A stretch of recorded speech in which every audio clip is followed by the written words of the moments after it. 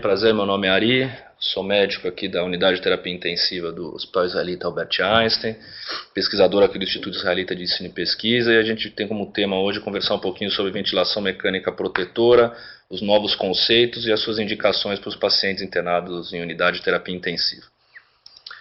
Então, lá desde 1967 a gente tem a definição e a descrição do que a gente conhece hoje como síndrome do desconforto respiratório agudo, uma doença principalmente caracterizada pela presença de hipoxemia refratária associada à diminuição de complacência do sistema respiratório e infiltrados bilaterais difusos na radiografia de tórax.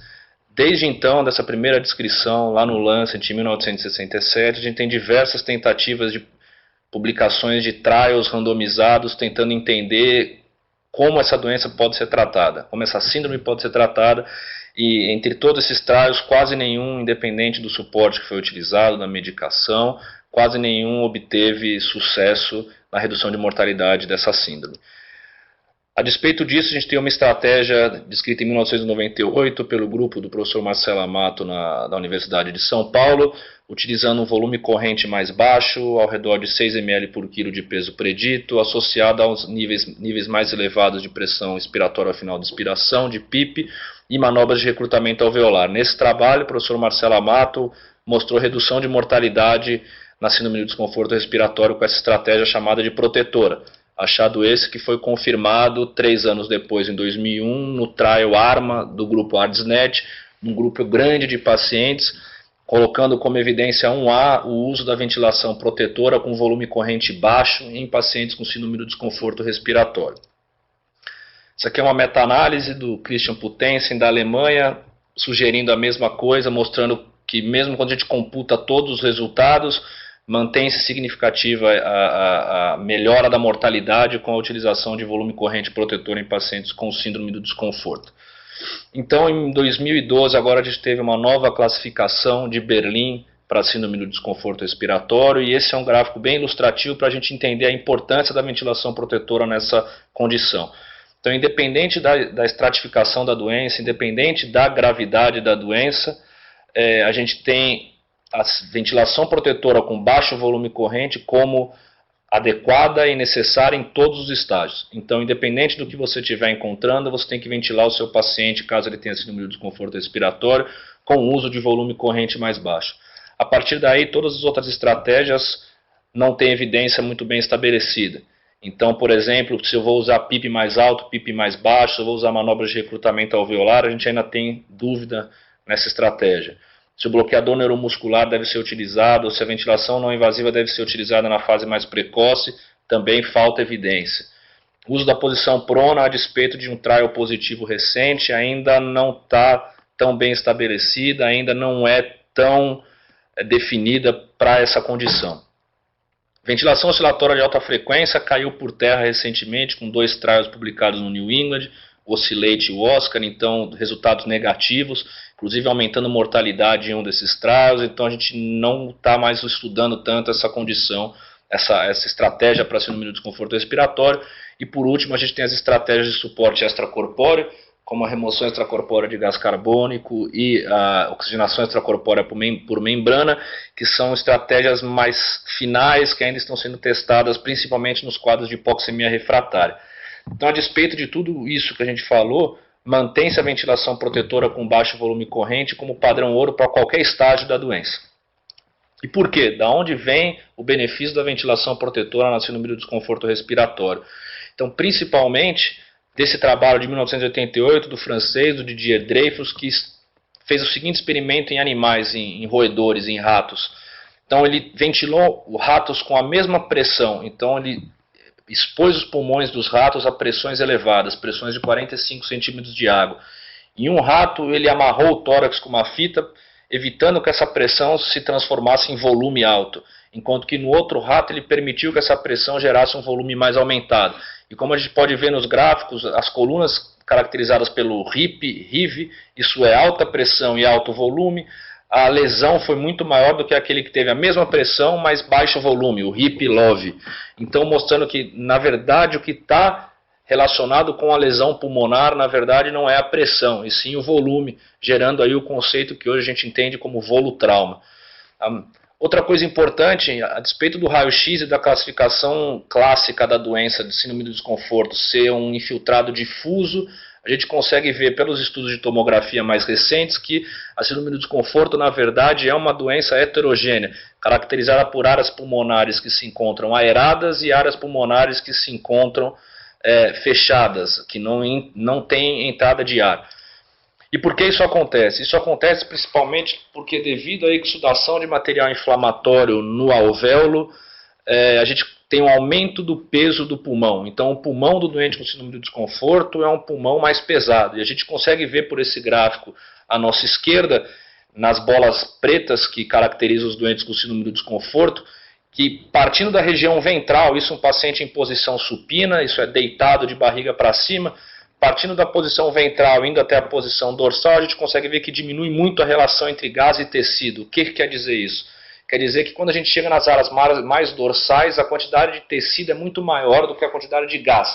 De forma simples, a gente consegue entender que o pulmão está fechado, o pulmão não está sendo aerado. Por quê? Principalmente por causa do que a gente entende como pressão superimposta. Isso é o quê? O pulmão, por ele estar mais pesado, ele acaba pesando sobre si mesmo, de forma que todo esse peso se acumula no que a gente considera chamado área dependente pulmonar pela ação da força gravitacional. Então a gente consegue ver também nas bolas pretas que conforme a gente parte das áreas ventrais para as dorsais, a pressão que a gente exerce sobre essa área é maior, de forma que o pulmão acaba colabando nessa área dorsal. Desse conceito surge o nome de Baby Lung. O que é o Baby Lung? O Baby Lung representa um pulmão que, na verdade, não tem o tamanho habitual. Habitualmente, o nosso pulmão é quase que inteiramente aberto e ventilável. No paciente com síndrome do desconforto, uma parte desse pulmão, por aumento da pressão superimposta, vocês conseguem ver o SP nas duas figuras como é diferente, por aumento dessa pressão a gente tem uma diminuição da área pulmonar que é ventilável, uma vez que grande parte pode estar fechada. Dessa forma, a área ventilável do pulmão pode ficar tão pequena quanto a área ventilável de um pulmão de um recém-nascido ou de um bebê, mostrando aí o porquê do nome Baby Lung. E mais importante do que isso, a gente conseguiu entender recentemente com os estudos de tomografia que o pulmão, a complacência reduzida desse pulmão com síndrome de desconforto não é devido ao que muita gente discuta como o pulmão mais duro, uma vez que a elastância pulmonar específica é a mesma. O pulmão ele tem a mesma elastância que o pulmão normal. A diferença é que o pulmão com síndrome de desconforto é um pulmão menor. Ele tem menos área ventilável. Então, qual que é o grande problema? Não é adequado a gente expor um pulmão menor a uma mesma quantidade de ar que a gente expõe um pulmão normal. Então, se um pulmão normal tem capacidade de ventilar com grandes quantidades de ar, esse pulmão da síndrome do desconforto, ele, por ser menor, não vai tolerar grande quantidade de ar. A gente consegue ver que grande parte do volume corrente desses pacientes com síndrome do desconforto vão se distribuir principalmente, como a gente consegue ver ali na linha roxa, na região médio-ventral. Isso é, quase nada ventila as áreas posteriores e a grande maioria fica na área anterior. Então a distribuição não é homogênea. Então fica fácil entender, se a gente expor esse pulmão ao mesmo volume corrente que o pulmão normal, a gente vai acabar lesando essa área médio-ventral e ventral devido a uma grande quantidade de ar aí nessa região. E mais do que isso, do ponto de vista clínico, a gente consegue ver que quando a gente ventila pacientes acima do ponto de inflexão superior da curva PV, aquele UIP que a gente está vendo ali, a gente tem aumento do risco de hiperdistensão pulmonar. Hiperdistensão pulmonar está diretamente relacionado com lesão e com desfecho desfavorável. E a gente consegue ver no gráfico da direita que acima de 7 ml por quilo de peso, grande parte dos pacientes aumenta em muito o percentual de pacientes que são ventilados acima desse ponto de inflexão superior. Consequentemente, a gente consegue ver aqui que quanto maior o volume corrente utilizado ao longo do tempo, maior eram as taxas de mortalidade. E frente a tudo isso, a gente ainda vai ter um racional fisiológico. Para quem quer entender de forma simples, a gente pode justificar da seguinte forma. Independente do mamífero que a gente estudar, esse é um estudo de 1963, um estudo antigo, que independente do mamífero que a gente estudar, a relação do volume pulmonar com o peso é sempre linear. E ele sempre fica ao redor de 6,3 ml por quilo. Então a gente consegue ver ali que passa por morcego, passa por macaco, chega até o homem que tem ali. Independente do animal, o volume corrente fisiológico sempre gira ao redor de 6,3 ml por quilo. Então eu gosto de falar que a gente, quando fala em 6 ml por quilo, a gente não fala de volume baixo ou volume protetor. A gente fala assim de volume fisiológico. E antigamente o que a gente estava fazendo é ventilar os pacientes com volume ainda maior do que aquilo que é realmente necessário. Qual que é o grande problema e o motivo dessa aula que a gente está vindo dar aqui hoje para vocês? É que a despeito da melhor estratégia que a gente tem hoje, que é o uso do volume corrente baixo, da estratégia protetora de ventilação mecânica, mesmo assim a síndrome do desconforto respiratório ainda apresenta uma mortalidade muito elevada, chegando a cerca de 40% nos melhores centros que a gente tem. Então, a gente precisa entender melhor isso, já que com a melhor estratégia a gente ainda tem muitos óbitos. Será que prevenir essa doença não é melhor do que tentar tratar, uma vez que a gente não consegue tratar tão bem? Então é de onde surgiu essa hipótese, talvez que a síndrome do desconforto não seja uma síndrome que a gente tem que tratar, e sim uma síndrome que a gente tem que prevenir. E talvez ela seja fruto das nossas estratégias agressivas constantes no nosso doente. Então, ressuscitações volêmicas muito agressivas, ventilações não protetoras, tá? Uso de transfusão em excesso. Então, tudo isso pode ser responsável por causar a síndrome do desconforto. Então, mudando o conceito, que talvez a síndrome do desconforto não é uma síndrome que tem que ser tratada, e sim que ela tem que ser prevenida. E frente a isso, eu trago para vocês dois cenários muito habituais na nossa UTI. Então, primeiro, aqueles pacientes que são ventilados dentro da cirurgia, no intraoperatório. Então, a gente sabe bem que, conforme a gente tem aumento de números de complicações pós-pulmonares, a mortalidade desses doentes cirúrgicos aumenta muito. Então, a gente consegue ver nesse gráfico que quando a gente sai de zero, isso é, nenhuma complicação pulmonar pós-operatória, para, por exemplo, acima de 4 complicações pulmonares, a mortalidade, o tempo de internação em hospital é muito maior. Isso é uma coisa inaceitável, uma vez que o doente cirúrgico, na grande maioria das vezes, é um doente que interna para algo eletivo. E a gente não pode permitir que esse doente complique ou mesmo morra por conta de uma complicação que pode ser prevenida. Dentre as complicações pulmonares pós-operatórias, a mais temida, sem dúvida nenhuma, é a síndrome do desconforto, ou nesse estudo citado como lesão pulmonar aguda, tá? Que é o que a gente entende hoje na classificação nova como síndrome do desconforto respiratório. A gente consegue ver que os pacientes que desenvolvem síndrome do desconforto respiratório morrem muito mais do que os pacientes que não desenvolvem síndrome do desconforto respiratório no pós-operatório. Uma coisa importante, a gente vem enxergando em UTIs de grande volume de admissões e de grande complexidade que a incidência de síndrome do desconforto respiratório vem diminuindo, principalmente devido à qualidade do atendimento. Tá? Atendimento sepse mais rápido, como já deve ter tido aula para vocês, ressuscitações volêmicas adequadas, poucas transfusões. Então vem diminuindo a incidência de síndrome do desconforto respiratório.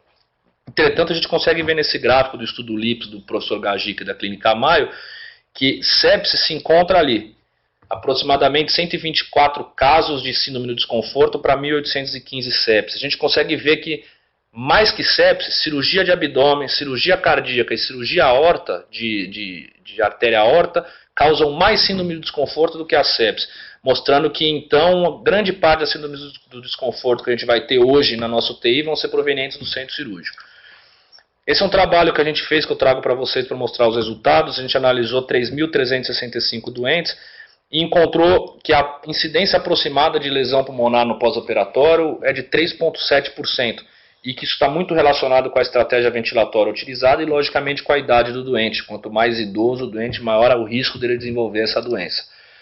Basicamente, a doença se desenvolve no terceiro dia do pós-operatório. Isso é muito importante porque muitas vezes a gente tem a ideia de que o que a gente faz no intraoperatório não vai ter repercussão no pós-operatório, e isso está errado.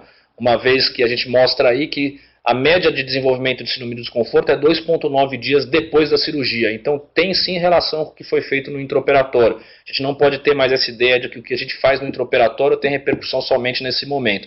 Ele pode ter repercussão sim posterior, e a gente está mostrando isso aqui para vocês. Mais do que isso, a gente mostra em todos os cenários, independente do ASA, da idade ou do tipo de cirurgia, torácico ou abdominal, que o paciente que desenvolve síndrome do desconforto, ele morre mais e tem um tempo de internação prolongado. Então ele gasta mais recursos hospitalares. E diversos fatores estão relacionados com isso. Transfusões de produtos sanguíneos, idade, volume corrente utilizado. Então, principalmente esses três, a gente tem muita relação. Idade a gente não pode mudar. Transfusão e volume corrente a gente consegue mudar. A mortalidade atribuível dessa doença chega a 19%. Então, é uma mortalidade que, quando comparada com a pneumonia associada à ventilação mecânica, que é de 13%, ela se mostra muito importante para os nossos pacientes internados em terapia intensiva. E aqui uma curva de Kaplan-Meier mostrando para vocês isso. Que realmente um paciente que interna para fazer uma cirurgia letiva e desenvolve uma síndrome do desconforto no pós-operatório, ele vai morrer mais e isso vai ser inadmissível dentro da sua UTI. Quais estratégias a gente pode usar para tentar prevenir isso? Então, primeiro eu quero mostrar para vocês aqui a ventilação protetora. Esse é um trabalho mostrando que o uso do volume corrente mais baixo, do PIP um pouco mais elevado durante a cirurgia, previne o aparecimento de marcadores inflamatórios no lavado broncoalveolar. Então, tentando fazer um estudo translacional, a gente mostra aqui que o uso dessa estratégia ela previne a lesão por pró-inflamação. Mas será que isso vai se traduzir em desfecho clínico? Então, aí a gente começa a estudar. Estudo do Mark Licker em pacientes submetidos a cirurgias torácicas para câncer pulmonar. Isso é um estudo retrospectivo, então é um estudo com pouco poder, mas que mostra que quando começou-se a utilizar uma estratégia protetora de ventilação mecânica no hospital, diminuiu a incidência de síndrome do desconforto, diminuiu o tempo de internação hospitalar, a necessidade de internação em UTI, então mostrou um desfecho positivo. Entretanto, isso só gerou o conceito. E a partir daí foram começando a aparecer trials randomizados. Então, o primeiro trial em cirurgia também torácica, mostrando que o uso de volume corrente protetor diminui a incidência de hipoxemia, de atelectasias e diminui o total de complicações pulmonares. Esse é um trabalho recente de 2013 mostrando a mesma coisa em cirurgia abdominal, redução de complicações pulmonares com o uso da ventilação protetora. E o achado definitivo em 2013 com o Improve, um trial francês de 400 doentes, também mostrando isso, uma estratégia protetora com volume corrente de 6 ml por quilo de peso predito, PIP mais alto, manobras de recrutamento, tudo isso no intraoperatório, reduz a chance de complicações pulmonares pós-operatórias comparado a pacientes ventilados com volume corrente de 12 ml por quilo, sem a utilização de PIP e sem manobras de recrutamento alveolar. A gente sumarizou esses achados num trabalho também no nosso grupo, publicado no JAMA em 2012, onde a gente mostrou que, independente do cenário que isso é utilizado, a utilização do volume corrente mais baixo reduz mortalidade, reduz infecção pulmonar e reduz lesão pulmonar. A gente consegue ver que quando a gente está na sala cirúrgica, no operation room, a redução da incidência de síndrome do desconforto respiratório é muito importante com o uso do volume corrente mais baixo, com o uso da estratégia protetora de ventilação mecânica. Esse é um outro trabalho nosso, confirmando esses achados só em pacientes cirúrgicos, então só em pacientes ventilados no intraoperatório. Tá? E aqui eu vou mostrar para vocês também um novo estudo nosso com 3.659 doentes para tentar sumarizar todos esses achados. Então a gente consegue ver que conforme a gente aumenta o nosso volume corrente, conforme a gente sai de 7 para acima de 10 ml por quilo, a incidência de pacientes que apresentam lesão pulmonar no pós-operatório aumenta. E que isso está diretamente relacionado com o volume corrente, a gente consegue enxergar na curva de Kaplan-Meier, mostrando que pacientes que recebem volume corrente acima de 10 ml por quilo apresentam uma maior chance de ter síndrome do desconforto no pós-operatório. E isso se traduz em aumento de mortalidade. Então a gente consegue mostrar que o uso do volume corrente mais baixo reduz a mortalidade dos doentes submetidos a procedimentos cirúrgicos e reduz o tempo que eles permanecem em ventilação mecânica no pós-operatório. Todos esses achados mantêm-se significativo com ajustes para diversos fatores de confusão, como umidade, asa ou presença de fatores de risco. E aqui mostrando que a relação entre a probabilidade da doença e o volume corrente ele tem uma relação de dose e resposta. Isso é, conforme eu aumento o volume corrente acima de 7 ml por quilo, eu aumento a probabilidade de síndrome do desconforto, mostrando que a estratégia protetora tem que ser utilizada nesses doentes. Independente do subgrupo analisado, mantém-se significativo esse efeito. O tipo de ventilação que eu uso, o ASA que eu uso, o IMC do doente, a idade, o sexo, qualquer subgrupo que eu analise, mantém-se significativo o efeito da ventilação com volume corrente mais baixo. E o que é muito importante a gente entender é que quando a gente faz uma análise dos estudos observacionais em cirurgia, a gente consegue ver que somente 32% desses pacientes recebem esse volume que a gente considera ideal, mostrando que talvez a gente esteja lesando e condenando o prognóstico, condenando o nosso doente em 68% dos casos, mostrando que a gente precisa sim ter, a partir de agora, um processo educacional muito importante para a gente conseguir reduzir o volume corrente utilizado dentro da sala de cirurgia. Uma outra coisa que eu quero mostrar para vocês é a utilização da mesma estratégia, só que agora na UTI, vindo mais para a nossa realidade, tentar entender se essa estratégia tem papel naqueles pacientes que estão internados em UTI, mas que não têm a síndrome do desconforto respiratório. A gente consegue entender, eu quero deixar claro para vocês, que os pacientes que fecham critério para síndrome do desconforto respiratório têm que receber volume corrente protetor desde o primeiro momento. Agora eu quero conversar com vocês sobre os outros. Como eu disse para vocês, a incidência de síndrome do desconforto está diminuindo. Estima-se que 95% dos pacientes em ventilação mecânica na UTI não tenham síndrome do desconforto respiratório. E é nesse doente que a gente vai discutir, é esse doente que a gente vai entender o que tem que ser feito. Então vamos ver aqui. Parou aqui. Então vamos lá. Esse é um trabalho mostrando em modelo animal e em modelo suíno o uso da ventilação protetora comparado à ventilação convencional, tá? Independente da etiologia da sepse, mas sem síndrome do desconforto. Então eles induziam a sepse no modelo animal e ventilavam eles protetor e depois vinha o desfecho desses animais. A gente consegue ver aqui que os pacientes que foram ventilados, tem como voltar lá, os pacientes que foram ventilados com 6 ml por quilo, que é a barra cinza, apresentaram ali um wet dry, que é o peso seco do pulmão, menor do que aqueles que foram ventilados com um volume corrente mais alto, mostrando que o volume corrente mais alto no modelo de sepse aumenta a lesão pulmonar. Esse é um trabalho antigo de 1990, numa UTI cirúrgica, que mostra que a redução do volume corrente nos pacientes em ventilação mecânica de 12 para 6 ml por quilo reduz ali muito a incidência das infecções. Então, um trabalho antigo que acabou ficando esquecido por um tempo, mas que mostra que reduzir o volume corrente reduz a chance de infecção em doente cirúrgico, ventilado dentro da UTI. E aqui um trabalho que reacendeu toda essa discussão, um trabalho também do professor Gajic da Clínica Maio, uma análise retrospectiva dos doentes, mostrando que a lesão pulmonar associada ao ventilador, ou então a síndrome do desconforto respiratório, ela está diretamente relacionada com o volume corrente utilizado dentro da UTI. A gente consegue ver que saindo de 9 e chegando a 12, a proporção de pacientes que têm lesão pulmonar aumenta muito. Esse achado foi confirmado num trial randomizado de prevenção do pessoal da Holanda, na Universidade de Amsterdã, mostrando que 6 ml por quilo, comparado com 10 ml por quilo em pacientes sem síndrome do desconforto, reduz a incidência de síndrome do desconforto dentro da UTI. Isso foi um trial que foi interrompido precocemente por segurança, uma vez que a gente consegue ver que aumentou muito a incidência de síndrome do desconforto na UTI, o uso do volume corrente mais alto. Novamente, voltando para o nosso trabalho e tentando sumarizar esses achados, a gente mantém o achado de volume corrente protetor associado a menor incidência de lesão pulmonar ali na UTI. Assim como no intraoperatório, o paciente ventilado protetor na UTI também tem uma menor incidência de síndrome do desconforto. Aqui um novo trabalho nosso mostrando, sumarizando esses achados só em pacientes de unidade de terapia intensiva, então tirando os pacientes cirúrgicos. Então mantém-se a evidência de benefício em pacientes sem síndrome do desconforto, o uso do volume corrente mais baixo em relação à prevenção da doença. E aqui para sumarizar para vocês esses achados em doentes de UTI. Então a gente analisou 2.180 doentes de UTI e tentou entender se o volume corrente realmente tem relação com a síndrome do desconforto. A gente consegue ver novamente nesse gráfico que partindo de 7 ml por quilo de peso predito e indo para 10 ml por quilo de peso predito, o percentual de pacientes que desenvolve síndrome do desconforto durante a estadia na UTI aumenta muito, mostrando que sem dúvida nenhuma o volume corrente tem sim relação com a incidência da doença. A Kaplan-Meier aqui também, como mostrei para vocês nos doentes no intraoperatório, a Kaplan-Meier aqui nos doentes durante a internação em UTI confirma esses achados. Então a gente consegue ver ali que a primeira linha, que são os pacientes ventilados com menos que 7 ml por quilo de peso predito, a incidência de síndrome do desconforto é muito menor do que nos outros dois grupos de pacientes.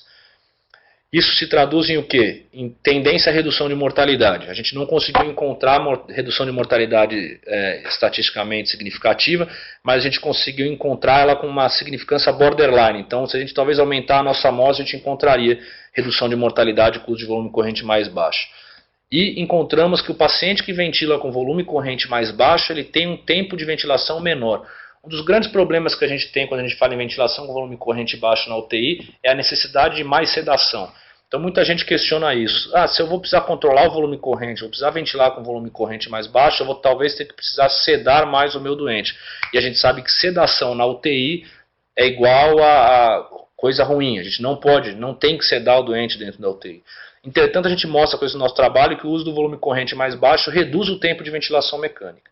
Então, provavelmente ele não está associado com maior necessidade de sedação. Todos esses achados se mantêm também significativos quando ajustados para alguns fatores de confusão, como severidade de doença basal, seguido pelo Apache 2, tá? Relação PF basal e a complacência pulmonar. Aqui, da mesma forma que eu mostrei para vocês, eu confirmo o achado da relação de dose e resposta também na UTI. Então, acima de 7,5 ml por quilo de peso predito, aumenta em muito a probabilidade de síndrome do desconforto nos doentes internados em UTI. Então, existe uma dose e resposta também. E aqui, esse achado se mantém significativo em todos os subgrupos, independente do modo de ventilação, da idade, sexo e da PF basal do doente. Então, independente do doente que eu estou manejando, o volume corrente com menos que 7 ml por quilo sempre é benéfico. E também mostrando para vocês em estudos observacionais qual que é o grande problema disso tudo. Que nesse caso ainda menos doentes são ventilados no que a gente considera adequadamente. Então a gente está lesando aproximadamente 71% dos nossos doentes. Então 71% dos doentes que vocês têm internado agora na UTI em ventilação mecânica provavelmente devem estar sendo ventilados de forma inadequada. E provavelmente a gente deve estar lesando o pulmão desses doentes.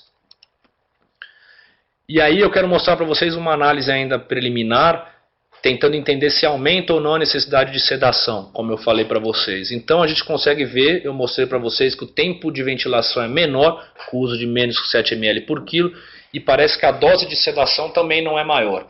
Então parece que para manter um volume corrente mais baixo, um volume corrente de ao redor de 7 ml por quilo, eu não vou precisar de mais sedação. Lógico que eu vou me deparar com doentes, às vezes, em pressão de suporte, em ventilação espontânea, que vão fazer volumes correntes mais altos, independente do nível de suporte que eu oferecer. Esses doentes são um ponto fora da curva e eu não vou sedar esses doentes para tentar controlar o volume corrente. A gente sempre tem que deixar o doente com o menor nível de sedação possível. O que a gente não pode tolerar são volumes correntes alterados ou mais altos, por conta de medidas que a gente faz. Então a gente não pode oferecer um volume corrente muito alto para o doente através dos nossos parâmetros do ventilador. E eu mostro aqui para vocês que isso provavelmente não vai necessitar de mais sedação. A gente vai conseguir fazer isso simplesmente ajustando o ventilador de forma mais correta. Então eu concluo aqui a aula para vocês, para a gente entender que a mensagem que eu quero deixar para vocês aqui é que a ventilação protetora empregando um volume corrente mais baixo, ela tem que ser utilizada em todos os pacientes cirúrgicos. Então, para quem tem contato com um anestesista, para quem trabalha dentro do centro cirúrgico, eu acho que vale a pena a gente deixar essa ideia, que dentro da cirurgia todos os pacientes têm que ser ventilados com volume corrente mais baixo. E quando eu digo mais baixo, ele é ao redor de 6 ml por quilo, no máximo 8 ml por quilo de peso predito.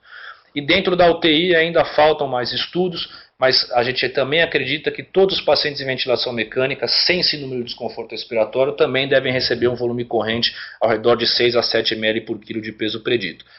Esse achado vai ser confirmado e vai ser colocado em prova em alguns trials randomizados que estão acontecendo ao redor do mundo. A gente deve ter os resultados até 2017.